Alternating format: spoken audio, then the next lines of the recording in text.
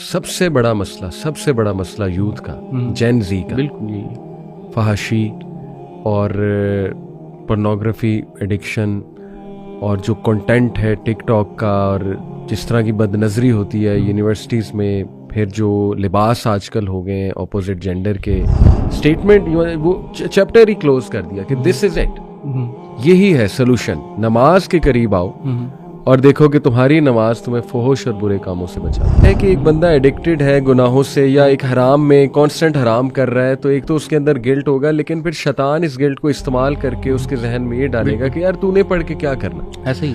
यानी जब पढ़ के भी तूने यही हरकतें करनी है, ना पढ़ के भी तू यही हरकतें कर रहा है, तो बेहतर है ना ही पढ़ा जाए। यानी तुझे फर्क क्या पड़ जाना। बिल्कुल, शैतान आपके पास आता है और वो आपको ये बार बार जो है ना वो कर रहा होता है कि अच्छा मतलब यानी ठीक है तूने पढ़ लिया, तेरे गुनाह माफ हो जाएंगे सारे, अब ये सारा इस तरह कर लेगा, इसके बाद क्या कर लेगा, इस एक से क्या फर्क पड़ेगा कि क्या मिलेगा। यू नेवर नो वो नमाज लाइफ चेंजिंग हो जाए, यू नेवर नो वो सजदा अल्लाह को पसंद आ जाए, यू नेवर नो कि उस नमाज में दिल से क्या आह निकल जाए, क्या बात निकल जाए, यू नेवर नो अल्लाह ताला रहमत की निगाह डाल दे आप। बेशक नमाज फहश और बुरे कामों से बचाती है, सूरह अल बकरा की आया है।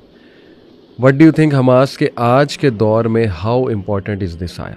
ये बहुत इम्पॉर्टेंट आयत है इस सेंस में, क्योंकि ये एक एसेंस बताती है हमें कि आजकल का अगर जो फितना है उसको कॉम्बैट किस तरह करना, और ये एक कॉम्प्रिहेंसिवली यानी एक आयत के अंदर जो है ना उस चीज़ की जो method of destruction of the evils we are facing right now, specially फहाशी के, ठीक है ना, और बुराई जो कि फैलती चली जा रही है, और जो हम देखते हैं डेली बेसिस पे उसका तोड़, उसका कॉम्बैट मेथड जो है वो नमाज है। अल्लाह अकबर। और देखें कि सबसे बड़ा मसला यूथ का, जेन जी का, बिल्कुल यही, फहाशी और पोर्नोग्राफी एडिक्शन और जो कंटेंट है टिकटॉक का, और जिस तरह की बदनज़री होती है यूनिवर्सिटीज़ में, फिर जो लिबास आजकल हो गए हैं ऑपोजिट जेंडर के, तो ये सारी जो चीज़ें हैं, और अफेयर्स, फिर हराम रिलेशन, अल्लाह माफ़ करे, फिर तरह तरह के गुनाह, उसकी लत पड़ जाना, एडिक्शन हो जाना, तो व्हाट अ सॉल्यूशन। यानी इन्न सलात तन्हा अनिल फ़ाहशाई वल मुनकर, यानी अल्लाह सुब्हान तआला ने एज इफ के स्टेटमेंट वो चैप्टर ही क्लोज कर दिया कि दिस इज इट, यही है सोल्यूशन। नमाज के करीब आओ और देखो कि तुम्हारी नमाज तुम्हें फहश और बुरे कामों से बचाती है। बिल्कुल ऐसे ही। अली भाई, आप ही ने एक दफ़ा मेंशन किया था कि एक बंदे ने आपसे पूछा कि व्हाट इज़ द, एक लफ्ज़ में बताएं कि what is the problem of the youth today, एक लफ्ज़ के अंदर। सही। तो लफ्ज़ पहले आपने सोच के, जो आपने कहा कि मैंने पहले जनरल सा जवाब दे दिया क्योंकि वो वक्ती तौर पर पूछा जा रहा था, लेकिन बाद में आपने ज़रा सोचा तो आपको एक लफ्ज़ में वो पूरी चीज़ कॉम्प्रिहेंसिवली निकली, और वो ये थी डिस्ट्रैक्शंस। सही। डिस्ट्रैक्शंस एक ऐसा लफ्ज़ है जिसके अंदर ये सारे जो मसले हैं ना, यूथ के मसले, वो कॉम्प्रिहेंसिवली कैप्चर होते हैं। बिल्कुल सही। मिसाल के तौर पर ये जो पोर्नोग्राफी है, ये जो सोशल मीडिया एडिक्शन है, ये जो फहाशी का देखना है, और यानी ये सारी चीज़ें किस तरह हो रही हैं कि एक जो बंदे का पर्पस है, जो रास्ता है, उससे वो डिस्ट्रैक्टेड हुआ हुआ है, इधर उधर की चीज़ों के अंदर बहुत ज़्यादा लगा हुआ है। और इसका सोल्यूशन जो वन वर्ड सोल्यूशन है ना, वो सलाह है। अल्लाह क्यों? क्योंकि देखें, अगर आप देखें आपका फोकस मैनेजमेंट, सही, आपकी जो स्पिरिचुअल मैनेजमेंट, ठीक है, आपकी फहाशी से जो आपको बचाना, आपको बाकी यानी वो स्ट्रेंथ मिलना जिससे आप फहाशी से बच सकें। यानी अब अगर वन वर्ड एनालिसिस करें तो एक तरफ डिस्ट्रैक्शन है जो ईवल है यूथ के लिए, और उसका सोल्यूशन जो है वो सलाह है। अमेजिंग। और देखिए, ये without ifs and buts except करना होगा। अब इसमें बहुत से इफ्स एंड बट्स आ सकते हैं कि नहीं देखें वो फलाना तो नमाज पढ़ता है लेकिन वो झूठ भी बोलता है, देखें नहीं वो फलाना नमाज पढ़ता है वो बिजनेस में फ्रॉड करता है, फलाना नमाज पढ़ता है लेकिन वो फिर भी गुनाह करता है। देखें भाई, फलाना अगर ये करता है तो आपने अपनी नमाज पढ़नी है, और आपने उस अंदाज में पढ़नी है जैसे नमाज पढ़नी चाहिए। आप उस अंदाज में पढ़ेंगे इंशाल्लाह, जिसको हम इस पॉडकास्ट में डिस्कस भी करेंगे, तो इंशाल्लाह अल्लाह सुब्हान तआला की ये बात हक है। इन्ना के यानी बेशक ये अफर्मेशन है अल्लाह सुब्हान तआला की वजह से। इन्ना सलाता, बेशक नमाज, यानी इसमें डाउट ही कोई नहीं है, फहाशी और बुरे कामों से बचाती है। मैंने कितने यूथ देखे हैं हमास के जो खुद आके उन्होंने बताया कि अली भाई हमने अपनी नमाज को ठीक करना शुरू किया, मस्जिद में जाकर वो एनर्जी लेना शुरू की, वो स्पिरिचुअलिटी जो एक मस्जिद की है वहाँ मुसल्ले पर बैठना शुरू किया, नमाज से थोड़ा सा पहले जाना शुरू किया, स्पेशली फजर, जिसने अपनी फजर नमाज ठीक की है ना, ये तो आप खुद भी एक्नॉलेज करेंगे। अच्छा, जितनी पावरफुल फजर है, अल्लाह अकबर, अल्लाह अकबर। अच्छा, अब यहाँ पर सबसे पहले ऑब्वियसली जो फर्स्ट क्वेश्चन ये आता है, यही जो आपने सारे डाउट्स लिस्ट किए हैं कि यार देख, ये नमाज मतलब यानी ये मुझे 3-4 ये एक्सरसाइजेस करने से क्या फ़ायदा पड़ेगा, ये तो मैंने करके भी देखी हैं, मुझे तो कभी इस तरह का फ़ायदा नहीं महसूस हुआ। और हम भी, मैं ऑनेस्टली मैं कोई ये नहीं कहना चाह रहा कि फॉर एग्जांपल कि ये कोई अनहोनी बात है। हम भी जब यंगस्टर थे ये थे, और जब हम नमाज़ें पढ़ते थे और जिस तरह की नमाज़ पढ़ते थे, जैसे भी पढ़ते थे, जिस तरह पेरेंट्स ने हमें भेज दिया वगैरह, लेकिन उसके अंदर जो है ना हमें एटलीस्ट ये चीज़ें नहीं फील होती थी। जो भी जो हमने अभी शुरू में समराइज़ किया, इट डिडंट रियली फेल्ट, यानी इस तरह की हम ये नहीं है कि उनके लिए हम कोई अनहोनी बात करें, हम बताते हैं कि ये डी क्लटर किस तरह करना है बंदे को। कि फॉर एग्जाम्पल अगर ये जो वाकई में अगर ये फाशी से दूर करती है तो ये मुझे क्यों नहीं दूर करती। बिल्कुल ठीक। इससे पहले ये है कि ये लोगों को समझना चाहिए कि नमाज है क्या, सही, और फिर अंदर इसके ये क्यों आपको फ़र्क नहीं दे रही, why is it not affecting you the way it is claimed in the Quran. Very good, यही बात हम इंशाल्लाह डिस्कस करेंगे। मैंने जैसे बताया, कई नौजवानों ने खुद बताया कि हमने वो फ़वाइद उठाना शुरू किए जो हदीस में है नमाज के, और उन पे पॉन्डर किया और अपना दिल दिया। We gave our hearts to namaz, to salah, और हम वो फोकस लेकर आए और मस्जिद में गए, वो फ़वाइद उठाए, वहाँ पर बैठे, नमाज सलाम फेरने के बाद उसी जगह कुरान की रेसिटेशन की, तो अमेजिंग रिजल्ट्स, मतलब दे अचीव्ड अमेजिंग रिजल्ट्स। अच्छा, कुछ सिनेरियोज, इनमें से कुछ सिनेरियोज से हो सकता है मैं और आप भी रिलेट करें। पास्ट में हम नमाज, एक टाइम था नमाज नहीं इतनी हम पढ़ते थे रेगुलरिटी से, ऐसा नहीं था कि पढ़ते ही नहीं थे। अल्हम्दुलिल्लाह पेरेंट्स की तरफ से था, वालिदा की तरफ से स्पेशली हमेशा से रियलाइजेशन कि पढ़ो पढ़ो पढ़ो। मेरा तो वक्त भी माशाल्लाह बचपन में मेरे घर के बिल्कुल सामने मस्जिद थी, बिल्कुल सामने, फैसलाबाद की मैं बात कर रहा हूँ, तो वो भी एक बड़ा एज था।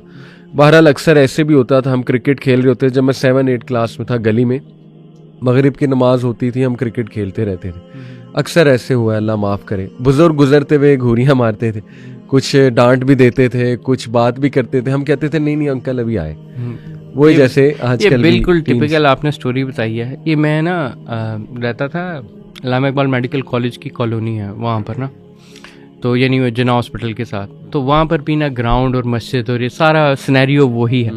और वहाँ पर एक बहुत खूबसूरत अंकल होते थे, ही वॉज वेरी एजेड, ठीक है ना, और वी ऑल न्यू हिम, ठीक है, and the reason we knew him कि क्योंकि वो यही करते थे। अब एक साथ पार्क है और पार्क के आगे मस्जिद, यानी एक घर हमारे इधर है, बीच में पार्क है और आगे मस्जिद है।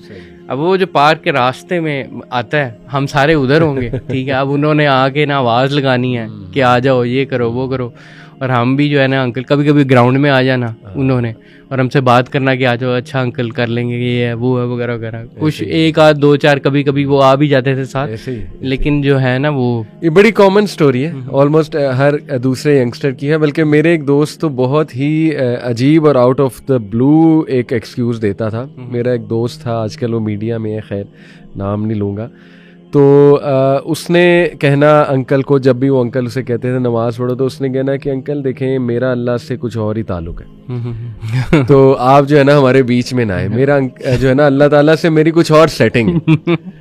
तो बहरहाल क्या सेटिंग होती थी वल्लाहु आलम, और आजकल भी कुछ लोग कहते नहीं मेरी अल्लाह से एक स्पेशल सेटिंग है।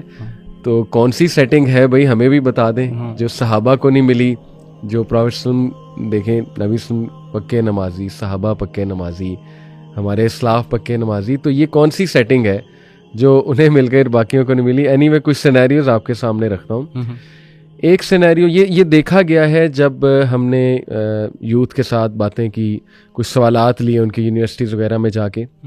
अब मैं ये बहुत कम कहता हूँ कि काउंसलिंग की, क्योंकि कई लोग ये समझते हैं कि हम काउंसलिंग बहुत रेगुलर करते हैं। टू बी ऑनेस्ट हमारे पास इतना टाइम नहीं निकलता unfortunately because of so many activities, but anyway we try our best. अगर कोई एडवाइस तो उससे एक किस्म की हम बात हम कर लेते हैं। एनीवे तो मुझे पता लगा यूथ से बात करके कि एक रीज़न ये है कि एक बंदा वो कांस्टेंट किसी हराम में इन्वॉल्व है, यानी मिसाल के तौर पे इन अ कांस्टेंट हराम रिलेशनशिप। अब उसको नमाज पढ़ते हुए गिल्ट होगी, और ये बताया हमें नौजवानों ने कि देखें हम पढ़ना चाहते हैं लेकिन फिर हमारे जहन में आता है कि नहीं हम तो एक कांस्टेंट हराम में इन्वॉल्व हैं।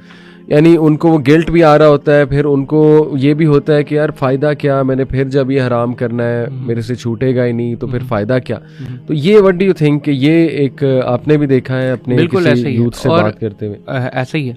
बल्कि ये मुझे एक वाकया बड़ा ज़बरदस्त याद आता है। मैं और ज़िशान ना FC कॉलेज में होते थे, तो ना ऊपर एक डेटिंग स्पॉट होता था। अब वो होता था, वो एक किस्म का उन्होंने डेटिंग स्पॉट बनाया होता था, लेकिन हम वहाँ पर इसलिए जाते थे क्योंकि वहाँ ना आइसोलेशन जगह होती थी और ना 2 वो बिछी होती थी एक शीट्स, जिसमें ना आप नमाज पढ़ सकते थे। तो अब वो है कि हम तो गए तो नमाज पढ़ने गए, तो हम नमाज पढ़ रहे थे, तो एक बंदा जो है ना वो वहाँ पर बैठा हुआ था अपनी मतलब उसके साथ, तो वो छोड़ के आके हमारे साथ ना नमाज में लग गया। ठीक है ना।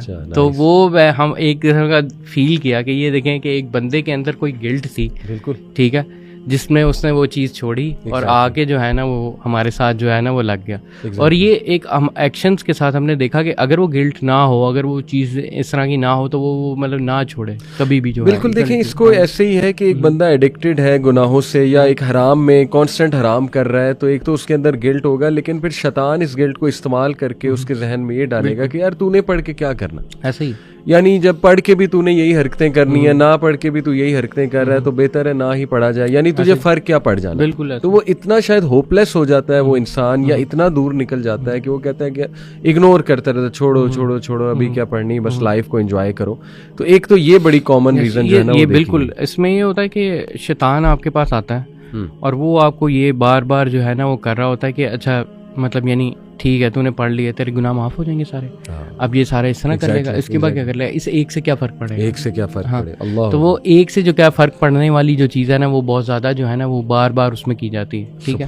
और ये ना आप गौर करें कि शैतान का जो अमल है ना वो वहाँ पर बड़ा इम्पॉर्टेंट है। अगर आप कंपेयर करो, इम्पॉर्टेंट से मुराद मेरा मतलब यानी काफ़ी अपेरेंट है। हाँ। अब होता ये कि आम तौर पर मिसाल के तौर पर जब आपने नमाज के लिए जाना है ना, तो आपको फील हो, अगर आपने वैसे कोई अपनी गेम शेम खेलने जाना है ना, उसके अंदर आपको ज़रा मतलब यानी जूते उतारने हैं, सॉक्स वगैरह उतारने, तो बहुत कोई मसला ही नहीं है, वो तो आप फ़ौरन करोगे। लेकिन अगर नमाज के लिए वो जब बंदा पूछता है तो ये छोटी छोटी चीज़ें जो है ना वो एडअप होती हैं। यार मुझे जूते उतारने पड़ेंगे, मुझे सॉक्स उतारनी पड़ेंगी, मुझे वो, और ये ना बहुत ज़्यादा उनको ना सर पे लेके ना वो इन चीज़ों को ना अपने ऊपर लेके आता है। और वो एक बैरियर नहीं, मैं कहना कि वो मल्टीपल बैरियर इस्तेमाल करता है। एक आपके जो गिल्ट है, जो आपके गुनाह के गिल्ट है, फिर उसके बाद कहता है यार इसमें ये मुशक्कत लगनी पड़ेगी, मैंने जूते पहने हुए हैं, मैंने ये किया हुआ, मैंने वो किया, मतलब वो सारी चीजें ना बहुत ज्यादा ना एड करता जाएंगी। एग्जैक्टली। अच्छा, इसका एक जवाब बड़ा जबरदस्त जी कि एक बंदा सोचे कि यार मेरे तो गुनाह ही बहुत हैं, मुझे पढ़ने का फ़ायदा क्या होगा, या एक नमाज पढ़ के मुझे क्या मिल जाएगा, मेरे कौन सा गुनाह छूट जाएंगे। एक सच्चा वाक़या, यूके के एक शेख हैं, उन्होंने सुनाई ये स्टोरी कि उनके पास एक यंगस्टर आया, और बिल्कुल वही वाक़या जैसे रसूलुल्लाह सल्लल्लाहु अलैहि वसल्लम के पास एक यंगस्टर आया, उसने कहा या रसूलल्लाह मुझे ज़िना की इजाज़त दीजिए। उसको शायद लत लगी हुई थी, अल्लाह माफ़ करे। अल्लाह के नबी ने बहुत प्यार से, बहुत अच्छे अंदाज से उसको काउंसल किया। सारा वाक़या आपको पता है। शेख कहते हैं बिल्कुल इसी तरह का वाक़या हुआ। एक यंगस्टर मेरे पास आया यूके में, मस्जिद में। उसने मुझे कहा कि शेख साहब मैं जा रहा हूँ, यानी I am going to do ज़िना, और ये मैं कॉन्स्टेंटली करता हूँ, गर्लफ्रेंड ऑब्वियसली, तो मैं आई एम गोइंग। अब कहते हैं मैंने उसका जब चेहरा देखा, वो बता शायद इसलिए रहा था कि मैं कोई नसीहत कर दूं, ऑब्वियसली कोई खैर थी तो आया ना, एक गिल्ट होगी। कहते बहरहाल इशा की नमाज का वक्त हो रहा था, मैंने उससे कहा अच्छा तुम ऐसा करो फिलहाल नमाज पढ़ो हमारे साथ। उसने कहा अच्छा चलें ठीक है। कहते सलाम जब फेरा उसने तो ज़ोरों कतार रोने लगा, आउट ऑफ नोवेयर, और वो मेरे पास आया और उसने कहा कि शेख साहब मैं ये गुनाह छोड़ना चाहता हूँ, and I am going to leave it, और मैं नहीं जा रहा।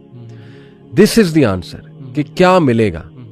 यू नेवर नो वो नमाज लाइफ चेंजिंग हो जाए, यू नेवर नो वो सजदा अल्लाह को पसंद आ जाए, यू नेवर नो कि उस नमाज में दिल से क्या आह निकल जाए, क्या बात निकल जाए, यू नेवर नो अल्लाह ताला रहमत की निगाह डाल दे आप पे। और ये बिल्कुल इसी तरह है ब्रो कि देखें एक बंदा कहे कि मैं इसलिए नहीं नहाता, मैं बहुत गंदा हूँ तो फिर भाई नहाओगे तो गंद उतरेगा ना। ये कहना कि मैं गंदा ही, फिर तो गंदे होते जाओगे, गंद बढ़ता जाएगा बढ़ता जाएगा। नबी सल्लल्लाहु अलैहि वसल्लम ने फरमाया कि अगर तुम्हारे घर के बाहर एक नहर बहती हो, सहाबा को मिसाल दी, और उसमें तुम 5 बार जो है गुस्ल करो या नहाओ, तो क्या तुम पर कोई डर्ट रहेगा? सहाबा ने कहा नहीं या रसूलल्लाह। तो अल्लाह के नबी सल्लल्लाहु अलैहि वसल्लम ने कहा यही मामला नमाजों का है, गुनाह माफ़ होते हैं, डीमोटिवेशन आपकी ख़त्म होती है, आप वज़ू करते हैं, आप में एक एनर्जी आती है, आपके लिटरली इर्द गिर्द एक फील्ड क्रिएट होती है, सो मैनी बेनिफिट्स। तो इसका तो आंसर देखें ये है। अच्छा, अगला मैं आपके सामने रखता हूँ, इस पर भी कमेंट करें। अगली रीज़न ये देखी गई कि एक बंदा, और ये बहुत कॉमन है, हर मेरे ख्याल में हमारी भी शायद ये रीज़न थी जब नहीं पढ़ते थे, अल्लाह माफ़ करे, कि एक बंदा ऐसे एनवायरनमेंट में है जहाँ पे नमाज को फॉस्टर ही नहीं किया जा रहा या नमाज पढ़ना इनकरेज्ड ही नहीं है। जैसे बंदा एक कॉरपोरेट में काम कर रहा है, एक कंपनी में काम कर रहा है ही नहीं, मस्जिद एग्जिस्ट ही नहीं करती, खुद करनी है, मुसल्ला एक आधा होगा, पढ़नी है तो पढ़ लो, लेकिन अलग से कोई स्पेस डेडिकेटेड नहीं है, या कोई स्कूल है वहाँ पे कुछ स्पेस डेडिकेटेड नहीं है। तो मेरे ख्याल में we have been through this कि दोस्त भी इर्द गिर्द नहीं पढ़ रहे, ना कोई मस्जिद का इंतज़ाम है इर्द गिर्द, ना कुछ और है, तो फिर बंदा कहाँ पढ़े नमाज। बिल्कुल, ये जो स्पेशली कॉर्पोरेट इन्वायरमेंट्स है, स्कूल की इन्वायरमेंट्स है, स्कूल जाते हैं 1:30-2 बजे तक, टीचर्स जो हैं वो फुल ड्यूटी पे वो लगे होते हैं, ना बच्चों को इनकरेज किया जाता है इस चीज़ में। इस्लामियात का टीचर इस्लाम तो पढ़ा देगा, लेकिन मतलब यानी इस वाले मौके पे कई दफ़ा जो है ना मतलब कोई फैसिलिटी है, उसकी प्रैक्टिकल एप्लीकेशन की कोई फैसिलिटी भी एग्जिस्ट नहीं करती। और ये मैंने भी फेस किया, मतलब इसमें ये वाकई में जो है ना प्रैक्टिकल डिफ़िकल्टी होती है, जहाँ पर आपके अदर देन कॉर्पोरेट और वो स्कूल्स, और स्कूल स्पेशली स्कूल्स को तो स्पेशली केटर करना चाहिए ना इस चीज़ के लिए, क्योंकि वो जब कल्चर एग्जिस्ट करेगा ना तब जाके जो है ना कोई फ़र्क पड़ेगा।